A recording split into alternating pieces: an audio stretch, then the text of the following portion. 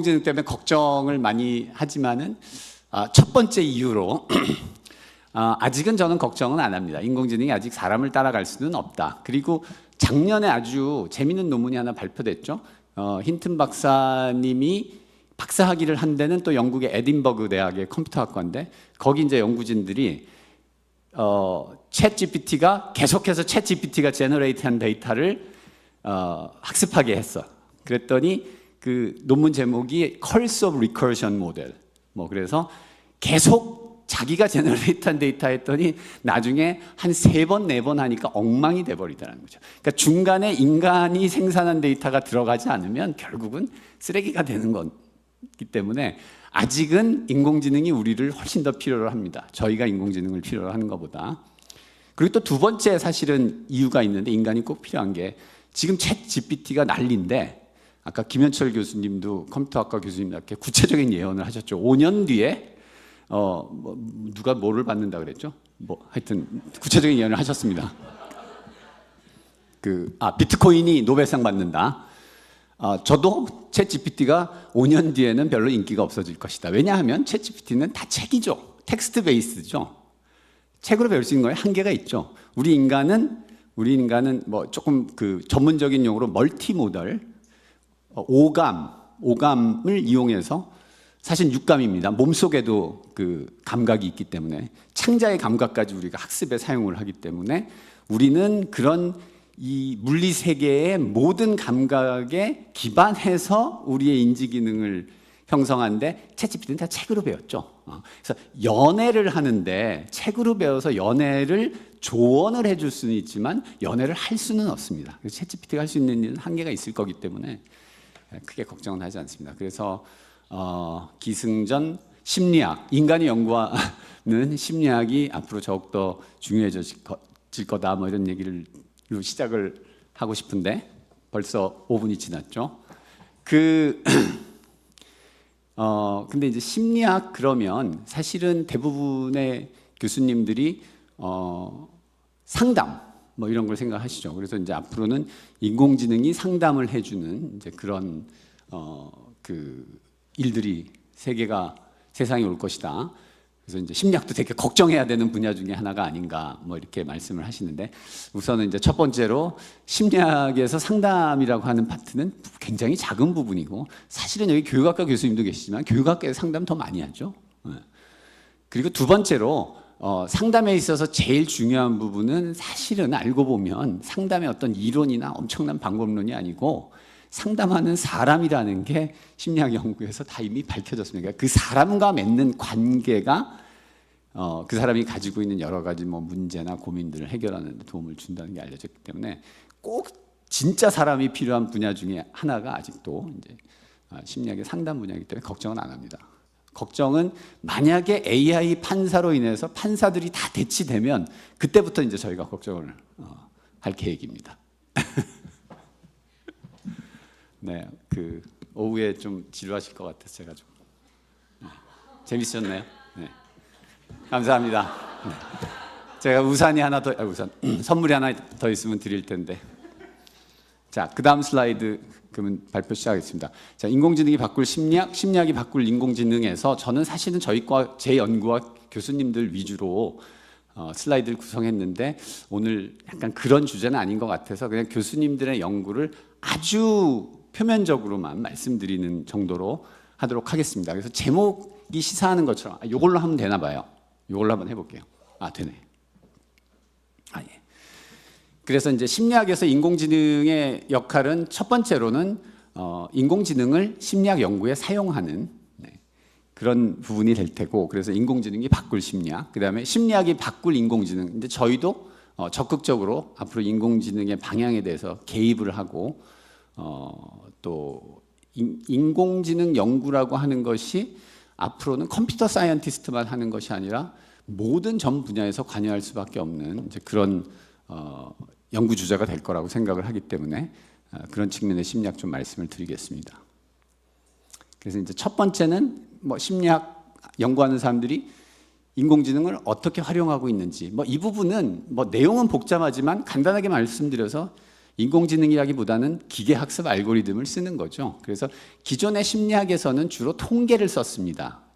근데 이제 저희 여기 통계학과 교수님도 계신데 죄송하지만 이제 저희 심리학부에 통계 쪽 방법론 전문의 이태헌 교수님이 앞으로 통계 쪽이 위기라고 그러십니다. 그러니까 실제로 통계 테크닉을 쓰는 것이 점점 필요가 없어지거나 인공지능이 충분히 대체할 수 있는 일이 돼가기 때문에 이제는 방법론으로서의 그 인공지능 이거는 이제 다시 한번 또 생각해 봐야 될 때가 왔다고.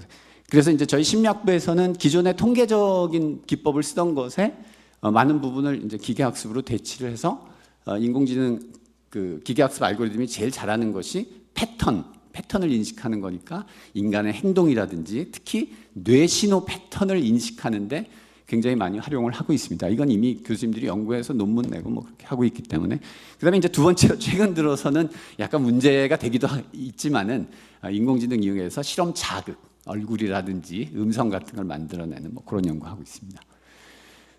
그래서 저는 사실은 주로 쥐를 가지고 연구를 합니다. 쥐의 행동. 여기 자세히 보시면 이제 동영상인데 뭐 시간상 동영상까지 풀기는 없고 쥐가 막 움직이는 동안 쥐의 뇌에서 신경 신호를 읽어요.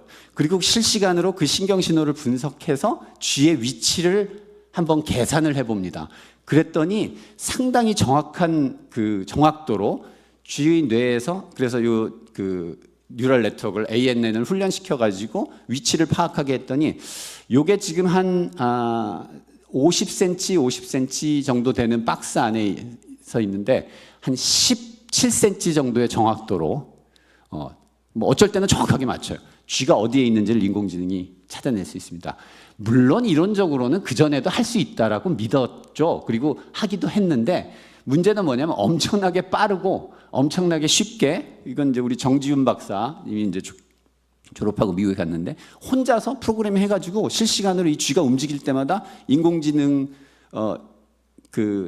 아티피셜 뉴럴 네트워크가 계산한 쥐의 위치를 요 비디오에다가 플러스를 할 수 있게 프로그램을 짰어요. 네.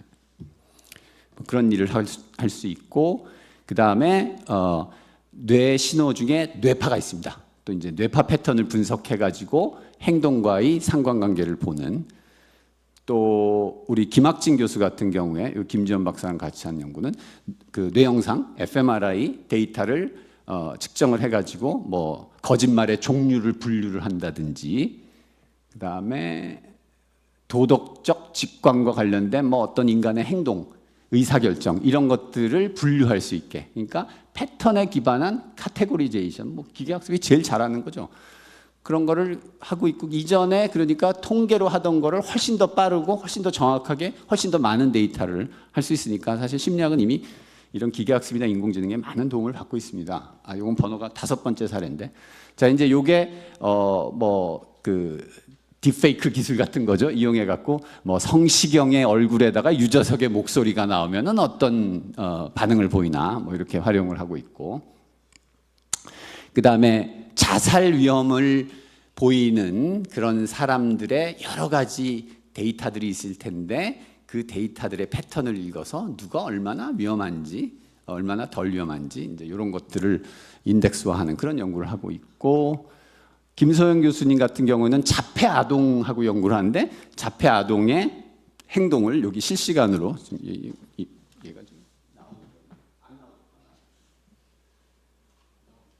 비디오 영상을 분석해서 자폐 아동이 보이는 여러 가지 행동적 특성, 그 다음에 또 뭐 행동적 특성뿐만 아니라 그 관찰자가 관찰한 여러 가지 그런 모든 그 입력을 집어넣어서 자폐 아동의 증상이라든지 자폐의 종류 같은 것들을 분류하는 그런 데 활용을 하고 계시고 자 그러면 이제 두 번째 심리학이 과연 인공지능이 어떻게 기여할 수 있느냐 원론적으로는 아직도 인공지능은 직관적 물리학이라든지 사회적 상황 판단이라든지 계획 및 상상 이런 능력은 없어요. 그러니까 그런 거는 아직도 심리학이 가지고 있는 여러 가지 인간 중심의 데이터들을 어떻게 인공지능한테 가르칠 수 있는지 이제 그런 것들이 포함이 돼야 되고 아까 말씀드린 것처럼 다양한 감각이 통합돼야 되고 또 하나는 뭐냐면 인간의 지능은 가볍습니다. 인공지능은 얼마나 오픈 AI의 그 챗 GPT 그 서버의 무게가 얼마가 되겠어요?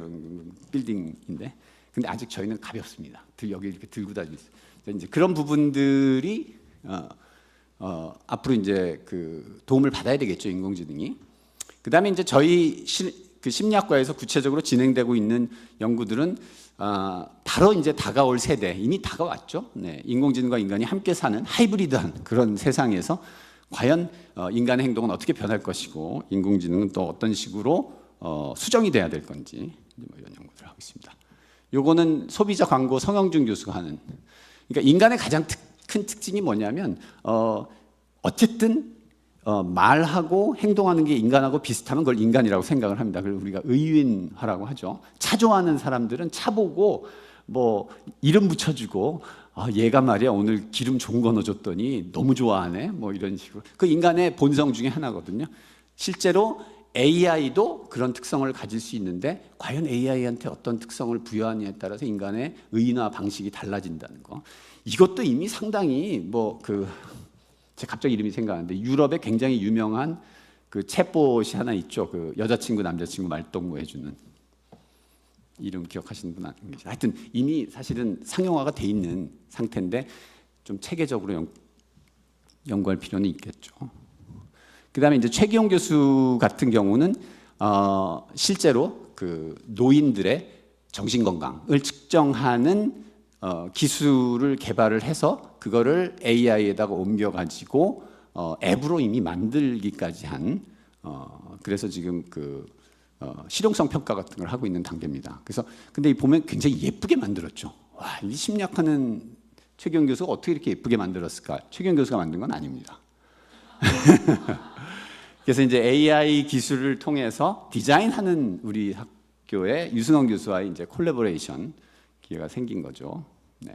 그래서 이 유승원 교수님 같은 경우는 뭐 이런 어워드도 받으시고 그래서 두 분야가 콜라보레이션 함으로 해서 이렇게 또 어워드도 받을 수 있는 기회도 생긴다는. 그다음에 뭐 AI 기반 아바타 상담자 기술 개발 우리 허지원 교수, 그 디지털 요즘 드럭 이런 얘기 들어보셨죠? 그 분야에 굉장히 연구 잘하고 있는 교수입니다. 역시 디지털 기반 우울 치료 기술 개발 이런 것도 이제 일종의 앱인데 그 앱도 개입 정도라든지 효과 정도에 따라서 우리가 이제는 앞으로 드럭이라고 부르는 이제 그런 약이라고 부르는 이제 그런 시대가 됐습니다.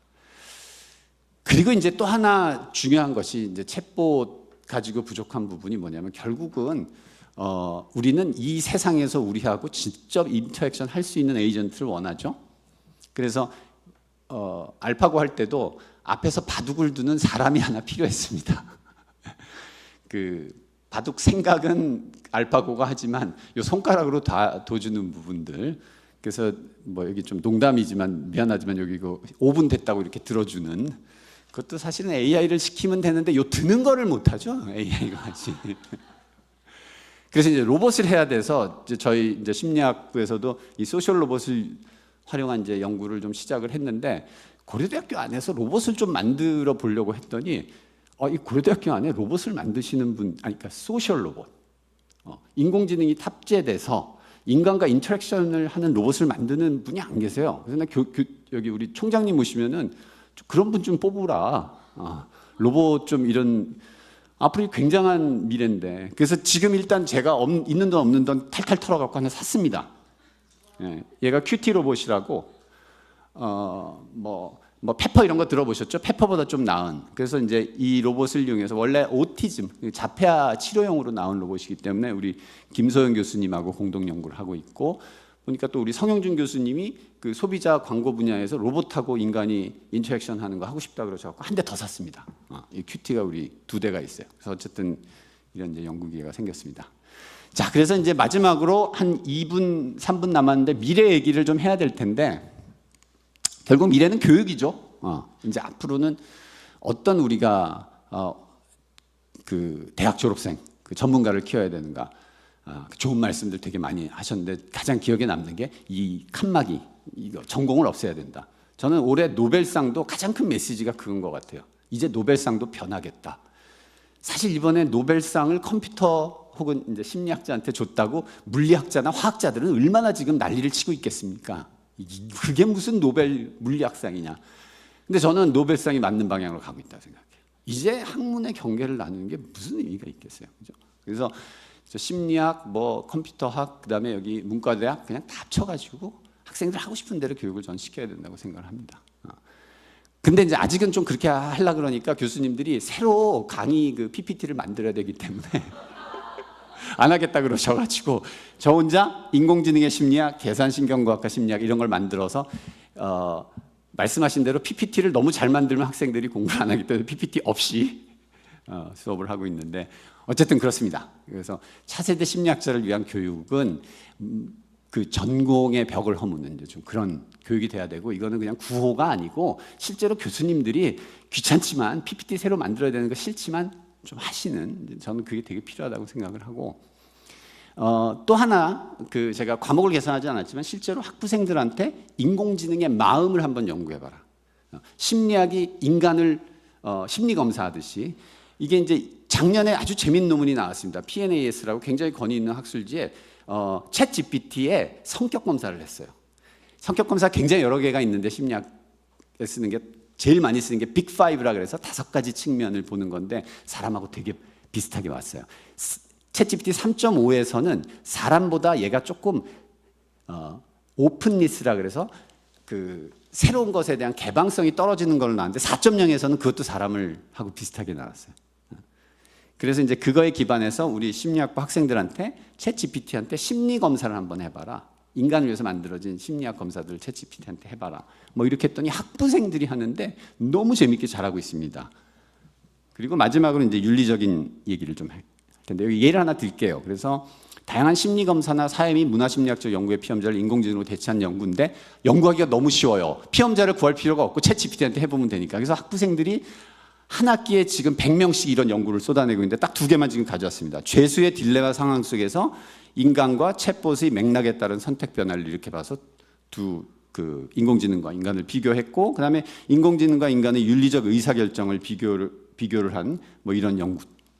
학부생들이 이런 연구를 하고 있고 이제 그 중에 한 명은 오늘 저기서 발표를 했죠. 자, 그다음에 뭐 윤리적 문제. 요거는 이제 굉장히 큰 주제긴 한데 어쨌든 우리 성영준 교수가 AI 상호작용에서 나타날 수 있는 윤리적 문제 같은 것들 이렇게 연구를 하고 있습니다. 그래서 끝났네요. 그래서 드리고 싶은 말씀은 아까 송상환 교수님 좋은 말씀하셨어요. 자주 만나서 잡담을 하면서 아직 지금 우리 태동기라서 뭐 모든 게 약간 좀 케이오스지만 어떻게 할 것인지 자주 얘기하는 것이 좋겠다. 근데 아까 밥을 같이 먹자 그랬는데 아직 점심도 안 주시더라고. 그래서 꼭 밥을 부탁드리겠습니다. 예, 감사합니다.